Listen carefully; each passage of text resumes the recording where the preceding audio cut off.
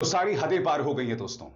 अमेरिकी राष्ट्रपति Donald Trump ने जो ताजा बयान दिया है उससे जबरदस्त सनसनी मच गई है। और अगर अब भी भारतीय जनता पार्टी सरकार खामोश रहती है तो उसके लिए इससे ज्यादा शर्मिंदगी की बात नहीं है। डोनाल्ड ट्रंप ने अपने ताजा बयान में कहा है कि ऑपरेशन सिंदूर में 5 फाइटर जेट्स गिरे। जी हां, 5 फाइटर जेट्स। हमारे बड़े बड़े सैनिक अधिकारी अब तक इस बात को कबूल करते आ रहे थे कि ऑपरेशन सिंदूर में भारत के जेट्स गिरे, मगर किसी ने भी संख्या की बात नहीं की थी। और अब डोनाल्ड ट्रंप ने 5 फाइटर जेट्स गिराए जाने की बात की है। मैं जानता हूं आपके जहन में क्या चल रहा होगा कि ये तो डोनाल्ड ट्रंप है, ये कुछ भी कह देता है। मुद्दा ये नहीं है। मुद्दा ये नहीं कि डोनाल्ड ट्रंप कश्मीर समस्या के बारे में क्या सोचते हैं। मुद्दा यहां पर यह है कि डोनाल्ड ट्रंप अमेरिका का राष्ट्रपति है, दुनिया का कथित तौर पर सबसे ताकतवर व्यक्ति है।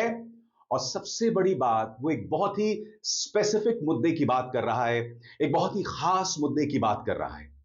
और हमें यह नहीं भूलना चाहिए, चाहे कैप्टन शिव कुमार हो जिन्होंने कहा था कि राजनीतिक नेतृत्व की वजह से हमारे जेट्स गिरे, या सीडीएस अनिल चौहान जिन्होंने इस बात को कबूला था जेट्स गिरे। और सबसे बड़ी बात, उन्होंने कहा कि 2 दिन तक हमारी जेट्स ने उड़ान नहीं भरी थी। या फिर हमारे deputy army chief Rahul Singh जिन्होंने इस बात को स्वीकार किया था कि इस जंग में भारत चीन और पाकिस्तान दोनों का सामना कर रहा था। ये तमाम बयानात पहले आ चुके हैं और अब डोनाल्ड ट्रंप ये कह रहे हैं कि 5 जेट्स गिरे। वो इस बात का स्पष्टीकरण नहीं करते हैं कि किसके 5 जेट्स गिरे, मगर क्योंकि हमारे वरिष्ठ सैन्य अधिकारी इस तरफ इशारा कर रहे थे, लिहाजा ये जो 5 जेट्स गिरने की बात है, यहां पर कहीं ना कहीं प्रधानमंत्री नरेंद्र मोदी, रक्षा मंत्री राजनाथ सिंह, विदेश मंत्री एस जयशंकर सामने आकर उन्हें स्पष्टीकरण देना पड़ेगा। सबसे पहले मैं आपको बतलाना चाहता हूं कि डोनाल्ड नाजरीन, आज हम रिएक्शन देंगे कि किस तरह इंडियन जो है फाइटर जेट्स गिरे हैं और पाकिस्तान जो है हमेशा से वो बात कर रहा था लेकिन ये डिनाइल की स्टेट में थे। अब जो है इन्होंने जो है ना आहिस्ता आहिस्ता एडमिट करना शुरू कर दिया है जब इंटरनेशनल फोरम के ऊपर इनको जगरसाई हुई है। और इनका जो है वो बयानिया बुरी तरह पिट गया और इंडियन मीडिया एक्सपोज हो गया, गोदी मीडिया एक्सपोज हो गया है। तो इस तरह जो है ना अब इनको जो है ना मुंह की खानी पड़ रही है। ये वीडियो देखते हैं, इसके बाद इसके ऊपर रिएक्शन देंगे। ट्रंप ने कहा क्या, आइए सुनते हैं अमेरिकी राष्ट्रपति क्या कह रहे हैं। Something I'm very proud of. We stopped a lot of wars, and these were serious. You had India, Pakistan, that was going, and in fact, planes were being shot out of there.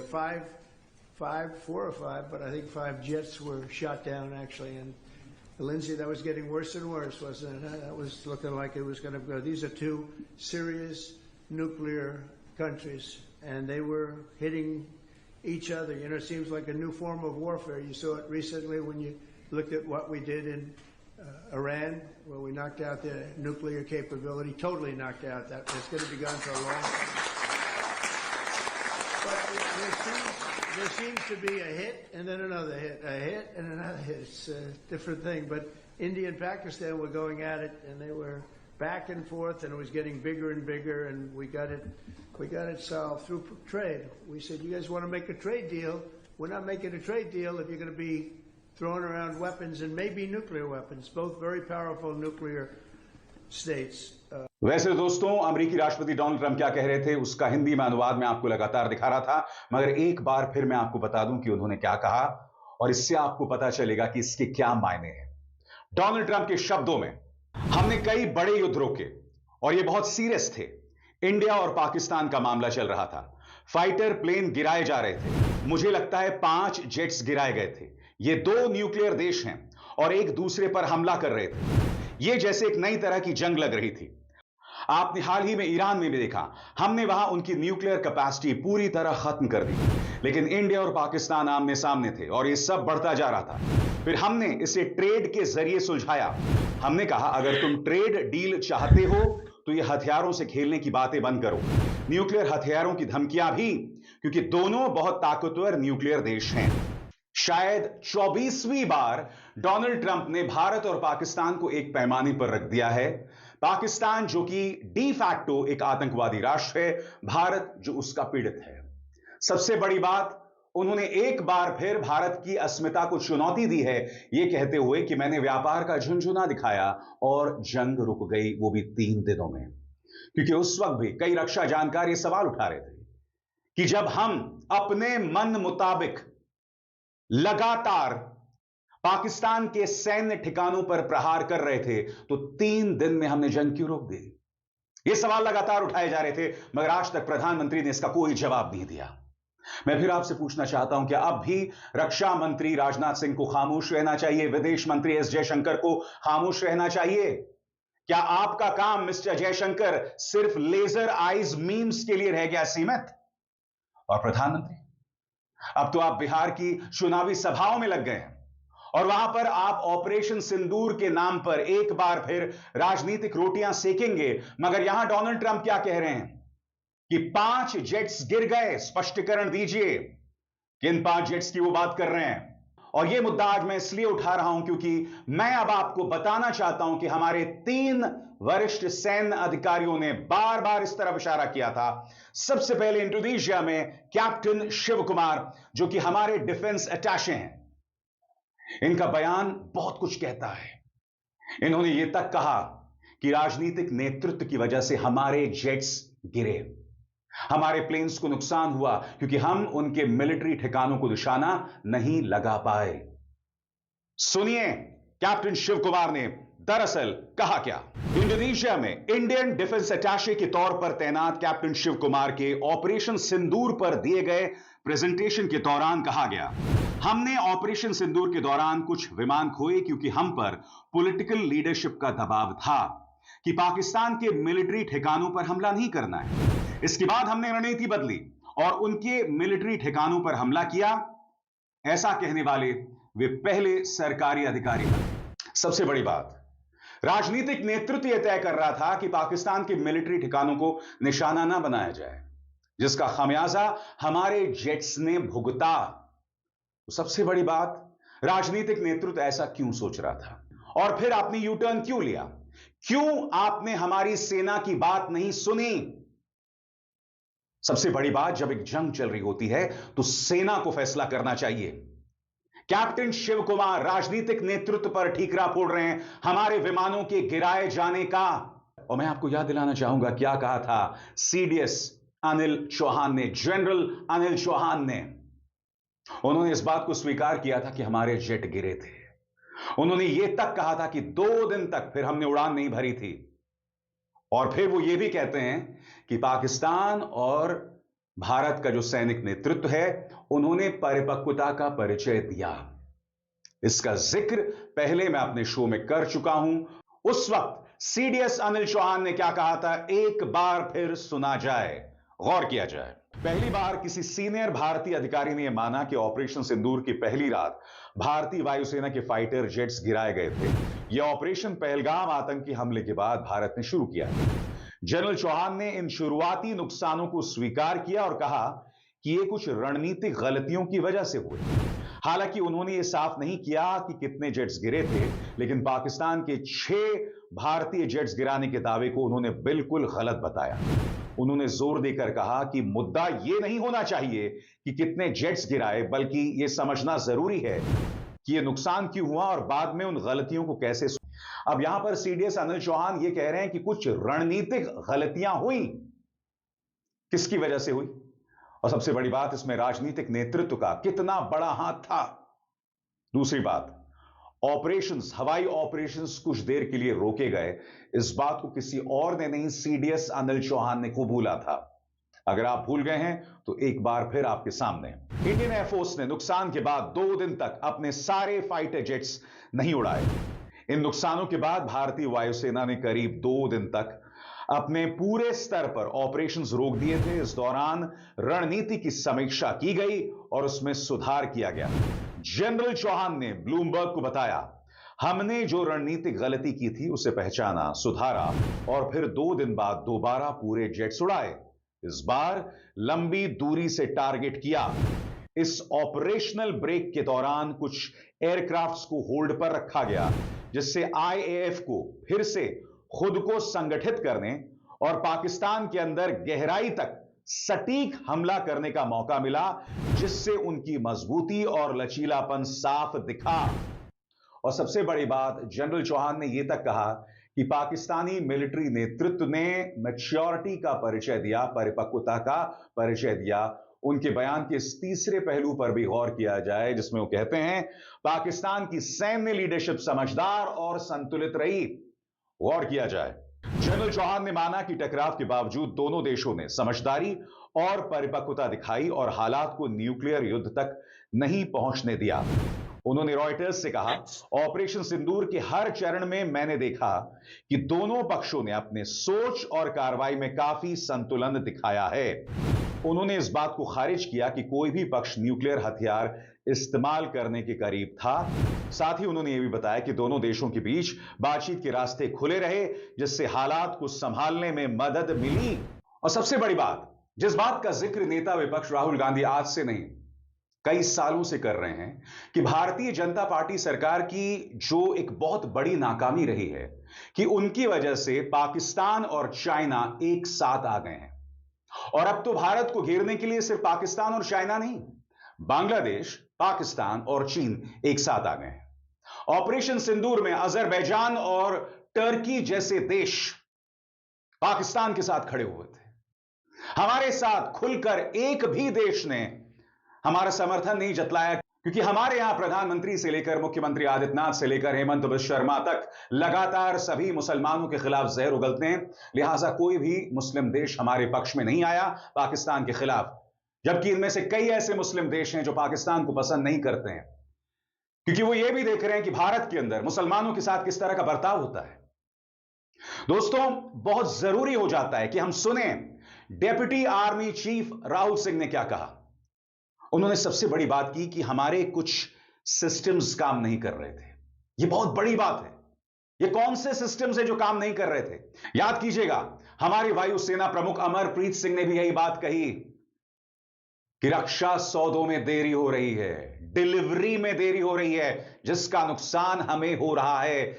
यही बात deputy chief Rahul Singh कह रहे हैं, CDS Anil Chauhan कह रहे हैं। यानी कि सेना बार बार चीख चीख कर यह बात सामने रख रही है कि राजनीतिक नेतृत्व की कमी की वजह से हमारे सैनिक ऑपरेशंस को नुकसान पहुंच रहा है।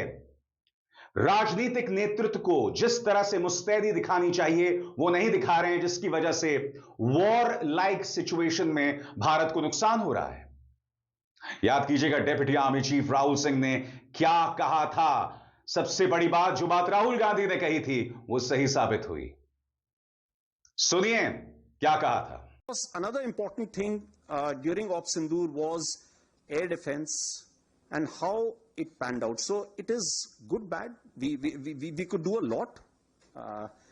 Mr. Ashok did talk about it, that some of our indigenous systems performed well, some did not perform very well too. So it's of course a cat and mouse game, as I was mentioning outside. We need to be at it. This time, thankfully, our population centers were not quite addressed.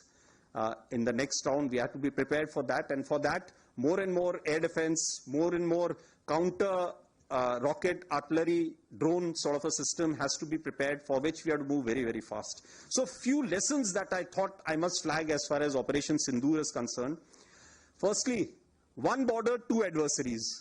So we saw Pakistan one side, but adversaries were two, and if I would say actually four or three actually. So Pakistan was the front face. We had China providing all possible support, and it's no surprise, because if you were to look at statistics, in the last 5 years, 81% of the military hardware that Pakistan is getting is all Chinese, 81% of that. So it's no surprise. And China, of course, the good old dictum, killed by a borrowed knife, 36 stratagems that China talks about, killed by a borrowed knife. So he would rather use the neighbor to cause pain than getting involved in the mud slinging match on the northern border. So that is what he's seen. And another thing that China perhaps has seen is that he's able to test his weapons against, say, various other weapon systems that are there. It's like a live lab which is available to him. So it's a good that is what is something we have to be very, very cognizant about. शुरुआत में lieutenant general Rahul Singh ने यह भी कहा कि तैयारियों को लेकर, हमारे सिस्टम्स को लेकर कुछ कमियां रह गई थी। अब मैं आपका ध्यान खींचना चाहूंगा इस शख्स की तरफ से जो हमारे एयर चीफ मार्शल हैं, अमरप्रीत सिंह। अमरप्रीत सिंह क्या कह रहे हैं, इस पर गौर किया जाए। भारतीय air chief marshal Amarpreet Singh ने भारत की डिफेंस डिलीवरी सिस्टम की धीमी गति पर चिंता जताई है। उन्होंने कहा कि पिछले कई सालों से कोई बड़ा प्रोजेक्ट समय पर पूरा नहीं हुआ है। वे कहते हैं कि जब भी कोई कॉन्ट्रैक्ट साइन होता है तो पहले से ही पता होता है कि समय पर चीजें नहीं मिलेंगी, लेकिन फिर भी ऐसे वादे किए जाते हैं। उन्होंने खासकर HAL से बनने वाले तेजस MK-1A लड़ाकू विमानों की देरी का उदाहरण दिया। उन्होंने पूछा कि ऐसे वादे क्यों किए जाते हैं जो पूरे नहीं हो पाते। उनका कहना था कि इससे हमारी सेना की ताकत और तैयारी पर असर पड़ता है। वे चाहते हैं कि डिफेंस इंडस्ट्री और सरकार ज्यादा जिम्मेदारी ले, सही योजना बनाएं और जल्दी से मेक इन इंडिया प्रोजेक्ट्स को पूरा करें ताकि हमारी जरूरत पूरी हो सके। साथ ही वे कहते हैं कि हमें भविष्य के लिए अपने हथियार खुद बनाने की क्षमता भी बढ़ानी होगी। उनकी बातों से साफ है कि अगर डिलीवरी में देरी होती है तो हमारी सेना की ताकत और देश की सुरक्षा पर बुरा असर पड़ेगा, इसलिए जल्द काम करना बहुत जरूरी है। सवाल यह कि क्या प्रधानमंत्री, विदेश मंत्री एस जयशंकर, रक्षा मंत्री राजनाथ सिंह कांग्रेस के इन सवालों का जवाब देगी? पार्टी के नेता जयराम रमेश। मॉनसून सत्र शुरू होने के ठीक 2 दिन पहले ट्रंप का मिसाइल बयान 24वीं बार दागा गया है और हर बार वही 2 बातें दोहराई जा रही हैं। पहला, अमेरिका ने इंडिया और पाकिस्तान के बीच जंग रोकी थी और ये दोनों न्यूक्लियर देश हैं। दूसरा, अगर जंग जारी रहती तो कोई ट्रेड डील नहीं होती। मतलब अगर इंडिया पाकिस्तान अमेरिका से ट्रेड एग्रीमेंट चाहते हैं तो उन्हें तुरंत सीज फायर पर राजी होना पड़ा। इस बार ट्रंप का नया और धमाकेदार दावा यह है कि उस वक्त शायद 5 फाइटर जेट गिराए गए थे। अब सवाल प्रधानमंत्री पर है, जो ट्रंप के साथ हाउडी मोदी सितंबर 2019 और नमस्ते ट्रंप फरवरी 2020 जैसे कार्यक्रमों में दोस्ती और झप्पी डिप्लोमेसी दिखा चुके हैं कि क्या वो अब संसद में खुद खड़े होकर साफ साफ बताएंगे कि पिछले 70 दिनों से ट्रंप जो बोल रहे हैं उसमें कितनी सच्चाई है। मगर जवाब की उम्मीद करना बेईमानी है। मैं आपसे एक सवाल पूछना चाहता हूं, जब भारतीय जनता पार्टी सरकार यूपीए सरकार पर प्रहार करती है तो किन मुद्दों पर करती है? कि उस वक्त रक्षा सौदों में दलाली होती थी, भ्रष्टाचार होता था, और देरी होती थी लाल फीताशाही और ब्यूरोक्रेसी की वजह से। पूरा जो रफाल रक्षा समझौता था उसकी जांच तक नहीं कराई गई। डोनाल्ड ट्रंप कह रहे हैं 5 जेट्स गिराए गए, जिनमें से कुछ रफाल भी हो सकते हैं, क्योंकि आपको याद होगा ऑपरेशन सिंदूर के दौरान रफाल से जुड़ी जो कंपनी थी डासो, उसके शेयर बाजार में जो कीमतें हैं वो धड़ाम हो गई थी, गिर गई थी, और चाइनीज टेक्नोलॉजी है उसकी कीमतें शेयर बाजार में बढ़ रही थी। यह आपके सामने हकीकत थी ना, इसे हम नजरअंदाज नहीं कर सकते हैं। दोस्तों ध्यान से सुनिएगा, मैं आपसे क्या कहने जा रहा हूं। अगर देश को सामने एक कमी दिखाई दे रही है तो उसे संबोधित करना चाहिए, उस पर काला पर्दा नहीं डालना चाहिए। ये इंडिया टुडे, एनडीटीवी में काम करने वाले सो कॉल्ड डिफेंस रिपोर्टर्स हैं जो राष्ट्रवादी होने का दावा करते हैं। जब हमारे गालवान में 21 जवान शहीद हो जाते हैं तो प्रधानमंत्री से एक सवाल नहीं करते हैं, वो प्रधानमंत्री जिनके मुंह से आज तक चीन शब्द नहीं निकला है, वो प्रधानमंत्री जो 2014 से पहले 1 दर्जन बार चीन जा चुके थे। क्यों गए थे कोई नहीं जानता है। प्रधानमंत्री नरेंद्र मोदी ने झूले पर बिठाया था शी जिनपिंग को। प्रधानमंत्री नरेंद्र मोदी अनौपचारिक तौर पर चाइना जाते हैं बतौर प्रधानमंत्री। क्या कोई डिफेंस रिपोर्टर, क्या कोई राष्ट्रवादी एंकर इस पर सवाल उठा रहा है? अगर कुछ कमियां हैं उसे संबोधित कीजिए। अगर हम उस पर काला पर्दा डाल देंगे तो इस तरह के झटके लगातार होते रहेंगे। बावजूद इसके हमने ऑपरेशन सिंदूर में पाकिस्तान को धूल चटाई, मगर 5 जेट्स का सवाल बदस्तूर बना हुआ है, जिसकी तरफ CDS Anil Chauhan, captain Shiv Kumar, deputy army chief lieutenant general Rahul Singh ये लगातार करते रहे। सबसे बड़ी बात, रक्षा सौदे में जो ढिलाई है, इसकी तरफ एयर मार्शल अमरप्रीत सिंह इशारा कर चुके हैं। इशारा क्या, स्पष्ट तौर पर कह चुके हैं, हम आंखों पर पट्टी नहीं डाल सकते, किसी कीमत पर नहीं डाल सकते, क्योंकि इससे देश को नुकसान है। सबसे बड़ी बात, अगर डोनाल्ड ट्रंप बकवास कर रहे हैं तो सामने आइए, बोलिए कि डोनाल्ड ट्रंप क्या कह रहे हैं वो गलत है। मगर नहीं, आपके मंत्री चाहे पीयूष गोयल हों, चाहे एस जयशंकर हो, अमेरिका जाते हैं, न जाने क्या काम करते हैं वहां जाकर, कौन सा तीर मार रहे हैं वहां जाके, मगर डोनाल्ड ट्रंप जो बार बार इस देश का अपमान कर रहे हैं, उस पर खामोशी बनी हुई है। कभी प्रधानमंत्री के चेहरे पर देश का अपमान करते हैं, प्रधानमंत्री खामोश रहते हैं। और ये वो प्रधानमंत्री है जिन्होंने कविता के अंदाज में कहा था कि मैं देश नहीं झुकने दूंगा। आपकी आंखों के सामने एक व्यक्ति ने भारत का अपमान किया, मगर आप उस तमाशे को देखते रह गए। यह भी तो हकीकत है ना। और अब एक बार फिर डोनाल्ड ट्रंप का यह बयान, मगर मैं दावे के साथ कह सकता हूं, कोई गोदी मीडिया का छोटा मोटा गुल्लू गालू, कोई पापा की परी इस पर डिबेट नहीं करेगी, कोई नहीं करने वाला है। मगर इस देश का नागरिक होने के नाते, एक राष्ट्रभक्त होने के नाते, मैं ये मुद्दे आपके सामने उठाता रहूंगा, क्योंकि सही मायने में यही राष्ट्रवाद है। दूसरे धर्म के लोगों को गाली देकर, बेवजह की जिंगोइज्म करके ये राष्ट्रभक्ति नहीं होती है। सड़क पर नाचना राष्ट्रभक्ति नहीं होती है। देश की हित की बात करना राष्ट्रभक्ति होती है।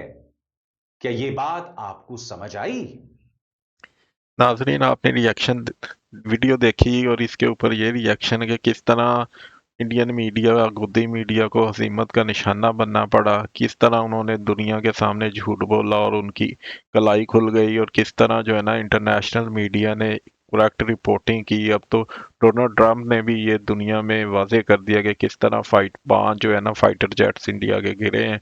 अब इसका जो है ना डिप्लोमेटिकली जितना नुकसान इंडिया को होना था वो नाकाबिले बयान है, और जिसकी वजह से अब इंडियन जो है वो चीखता चिल्ला रहा है कि किस तरह उनका जो है ना एक्सपोज हो गया ये डिफेंस सिस्टम, किस तरह उनका जो है ना मिलिट्री जो है ना इक्विपमेंट वो फेल हो गए हैं, किस तरह उन्होंने जंग में नुकसान उठाया, और किस तरह ऑपरेशन संदूर नाकामी का शिकार हुआ है। इस तरह के रिएक्शन अगर आप और भी देखना चाहते हैं तो हमारे चैनल को लाइक, शेयर और सब्सक्राइब कीजिए।